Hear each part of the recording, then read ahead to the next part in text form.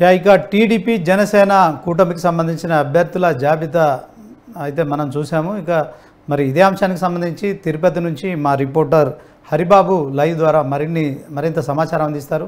హరిబాబు చెప్పండి, ఇప్పుడు ప్రకటించిన జనసేన టీడీపీకి సంబంధించిన అభ్యర్థుల విషయంలో తిరుపతిలో మరి జనసేనకి ఎన్ని సీట్లు కేటాయించారు, అలాగే మరి టీడీపీకి ఎన్ని సీట్లు కేటాయించారు, ఇంకెన్ని సీట్లు కేటాయించాల్సి ఉంది చెప్పండి. తిరుపతి ఉమ్మడి చిత్తూరు జిల్లా నుంచి 14 నియోజకవర్గాలు ఉండగా తెలుగుదేశం పార్టీ తరఫున 7 మంది అభ్యర్థులను ప్రకటించడం జరిగింది.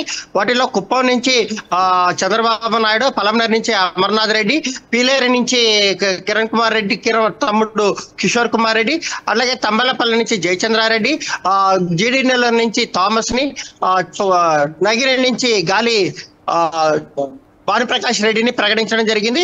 ఈ 7 అభ్యర్థులకు సంబంధించి ఇప్పటికే టీడీపీ ఒక దిశానిర్దేశం చేసి ఇప్పటికే ఇదివరలోనే వాళ్ళని ప్రకటించడం కూడా జరిగింది.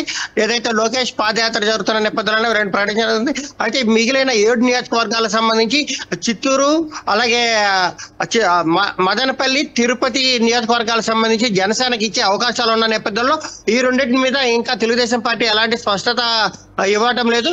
అలాగే కాళహస్తి, సత్యవేడు, తిరుపతి, పీలేరు ఈ నియోజకవర్గాలకు సంబంధించి ఇంకా అభ్యర్థులు ప్రకటించాల్సిన కొంత అవసరం అయితే కొంత కనిపిస్తోంది.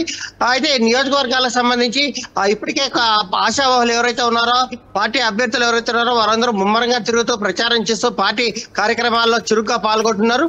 ప్రధానంగా పొంగనూరు నియోజకవర్గం నుంచి పెద్దిరెడ్డి రామచంద్రారెడ్డి ప్రాతినిధ్యం వహిస్తున్న నేపథ్యంలోనే అక్కడ చల్లా రామచంద్రారెడ్డిని బాధ్యుడిగా పెట్టి తెలుగుదేశం పార్టీ ప్రచారం నిర్వహిస్తున్న నేపథ్యంలోనే అక్కడ బీసీవై పార్టీ నుంచి కూడా రామచంద్ర యాదవ్ కూడా తెలుగుదేశం పార్టీ టికెట్ ని ఆశించి గతంలో కొంత ఇబ్బంది పరిస్థితులు ఎదుర్కొని సొంత పార్టీ పెట్టుకున్న పరిస్థితుల్లో అక్కడ రాజకీయ సమీకరణాలు వేగంగా మారుతున్న పరిస్థితుల్లో జనసేన నుంచి రామచంద్ర యాదవ్ మళ్ళీ పోటీ చేస్తారా, లేదంటే సొంత పార్టీ తరఫున పోటీ చేస్తారా, అక్కడ పోటీ చేస్తే తెలుగుదేశం పార్టీ ఓట్లు చీలి పెద్దిరెడ్డికి లబ్ధి చేకూరుతుందా, ఎలాంటి పరిస్థితులు నెలకొన్నా దాని మీద పూర్తి స్థాయిలో అధ్యయనం చేసేందుకు తెలుగుదేశం పార్టీ చర్యలు చేపట్టిందని చెప్పాలి.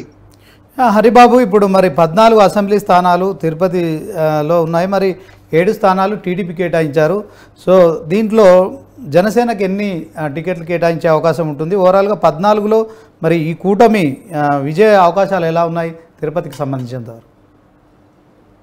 అంటే జనసేనకు సంబంధించి కాపు సామాజిక వర్గం అధికంగా ఉన్న తిరుపతి, అలాగే చిత్తూరు నియోజకవర్గాలకు సంబంధించి వాటిని కొంత పెండింగ్ పెట్టిన పరిస్థితి అయితే గతంలో నెలకొని ఉంది. తాజాగా చిత్తూరుకి తెలుగుదేశం పార్టీ అభ్యర్థిగా గురజాల జగన్మోహన్ ని టీడీపీ ప్రకటించింది.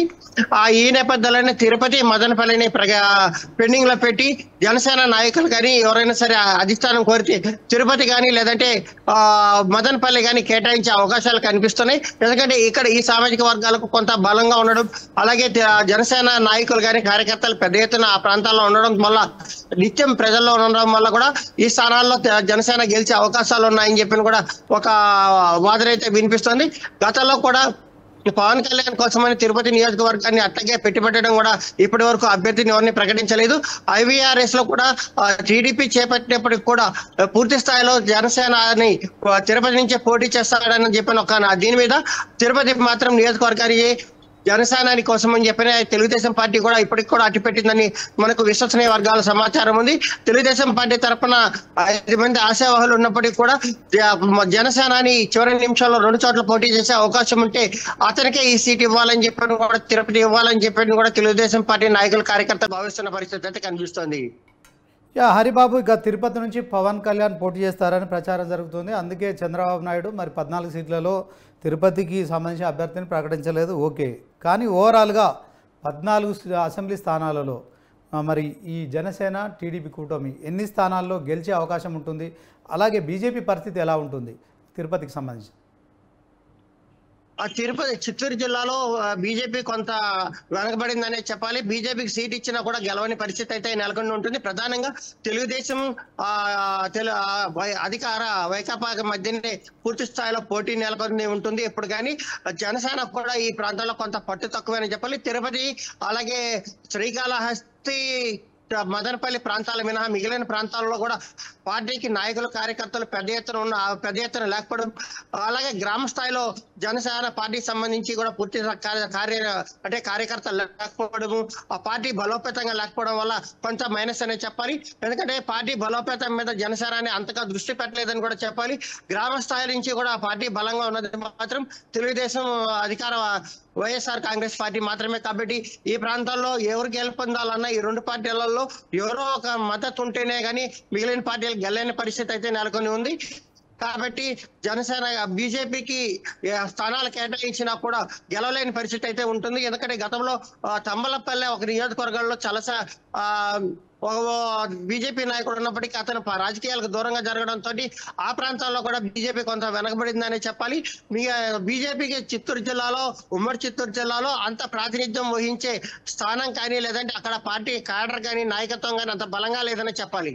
ఓకే హరిబాబు, ఇప్పుడు తిరుపతిలో పవన్ కళ్యాణ్ పోటీ చేస్తారని చెప్తున్నారు. ఓకే, తిరుపతిలో పవన్ కళ్యాణ్ గెలుపు అవకాశాలు ఎలా ఉంటాయి? జనసేనాని గాను తిరుపతిలో నిలబడితే వారు వన్ సైడ్ అన్నట్టే చెప్పాలి. ఎందుకంటే ఏకపక్షంగా ఇక్కడ ఉన్నటువంటి కాపులు పెద్ద సంఖ్యలో ఈ ప్రాంతాల్లో ఉండడం, అలాగే గతంలో కూడా చిరంజీవి రెండు ప్రాంతాల్లో పోటీ చేసినా కూడా కేవలం తిరుపతిలో మాత్రమే గెలుపొందిన పరిస్థితి అయితే కనిపిస్తోంది. అలాగే భీమవరం నుంచి ప్రస్తుతం జనసేనాని పోటీ చేస్తున్నప్పుడు కూడా అతను రెండో స్థానంలో తిరుపతి నుంచి పోటీ చేస్తే బాగుంటుందని చెప్పి కూడా తెలుగుదేశం పార్టీ వర్గాలు కూడా భావిస్తున్నాయి. చివరి నిమిషంలో జనసేనాని ఎలాంటి నిర్ణయం తీసుకుంటారన్న దాని మీద కూడా వేచి చూసే ధోరణిలో మాత్రం తెలుగుదేశం పార్టీ ఉంది. తెలుగుదేశం పార్టీకి ఇప్పటికే బలమైన నాయకత్వం ఉన్నప్పటికీ కూడా కేవలం జనసేన పవన్ కళ్యాణ్ కోసం మాత్రమే ఈ ప్రాంతాల్లో కొంత ఆచిచూచి అడుగులు వేయాల్సి ఉంటుందని చెప్పని ఆ నమ్మకంతో ఆ పద్ధతిలోనే టీడీపీ వ్యవహరిస్తోంది. ఓకే హరిబాబు, టీడీపీకి మరి ప్రజల మద్దతు ఉన్నప్పటికీ కూడా పొత్తులో భాగంగా జనసేన కోసం త్యాగం చేస్తుంది అంటారు, అంతే కదా? అలాగే ఇక తిరుపతితో పాటు పవన్ కళ్యాణ్ ధోరణి అవలంబిస్తోంది. ఎందుకంటే చివరి గతంలో జనసేనాని రెండు ప్రాంతాల్లో పోటీ చేసి రెండు ప్రాంతాల్లో ఓడిపోయిన పరిస్థితి కనిపించిన నేపథ్యంలో జనసేనాని ఈసారి గెలుపొందడం కోసం తిరుపతి అయితే ఈ ప్రాంతంలో అయితే సాలిడ్ గా ఏదైతే కాపులు ఉన్నారో కాపులు సమష్టిగా ఏదైతే చిరంజీవిని గెలిపించారో అదే తరహాలో పవన్ కళ్యాణ్ కూడా పార్టీలకు అతీతంగా అతన్ని గెలిపించి ఆదరిస్తారని చెప్పి కూడా అన్ని వర్గాల వాళ్ళు నమ్ముతున్న పరిస్థితి అయితే కనిపిస్తుంది. అటు వైకాపా నాయకులు కూడా జనసేనాని ఇక్కడ పోటీ చేస్తే కొంత ఇబ్బందికర పరిస్థితులు ఉంటాయన్న అంచనా కూడా వచ్చి వాళ్ళు మీటింగ్లు కూడా నిర్వహిస్తున్నారు. ఓకే హరిబాబు, ఇప్పుడు పవన్ కళ్యాణ్ మరొకసారి కూడా గతంలో పోటీ చేసిన విధంగానే 2 స్థానాలు పోటీ చేస్తారా? అలాగే భీమవరం తిరుపతిలో పోటీ చేస్తారని ప్రచారం జరుగుతోందా?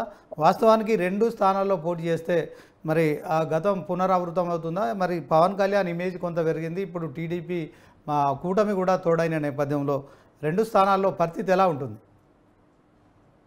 2 స్థానాలలో అంటే తిరుపతి మాత్రం ఏకపక్షంగా జనసేనాని గెలిచేందుకు పూర్తి స్థాయిలో అవకాశాలు ఉంటాయి. ఎందుకంటే ఇక్కడ ఉన్నటువంటి కాపులు జనసేన మీద అంటే పవన్ కళ్యాణ్ పట్ల ఒక ప్రత్యేకమైన అభిమానాన్ని కలిగి ఉన్నారు. ప్రజారాజ్యం పార్టీ నుంచి కూడా ఆయన ఇక్కడి నుంచే పోటీ చేయాలని చెప్పి కూడా డిమాండ్ వినిపించిన నేపథ్యంలో అనుకోని పరిస్థితుల్లో చిరంజీవి ఇక్కడి నుంచి పోటీ చేసి గెలుపొందడం, అతను అసెంబ్లీకి వెళ్ళడం కూడా జరిగింది. కాబట్టి జనసేనాని ఇక్కడి నుంచి పోటీ చేస్తే పూర్తి స్థాయిలో అతన్ని గెలిపించుకునే బాధ్యత మాత్రం తెలుగుదేశం అలాగే జనసేన కార్యకర్తలతో పాటు ఇక్కడ ఉన్నటువంటి పవన్ కళ్యాణ్ అభిమానులు కూడా పూర్తి స్థాయిలో అతని కోసం కట్టుబడి పనిచేసే అవకాశాలు అయితే చాలా ఉన్నాయి. కాబట్టి తిరుపతి నుంచి పోటీ చేస్తే తప్పనిసరిగా గెలుస్తారని చెప్పి ఒక ధీమా వ్యక్తం చేస్తున్న పరిస్థితి కనిపిస్తుంది.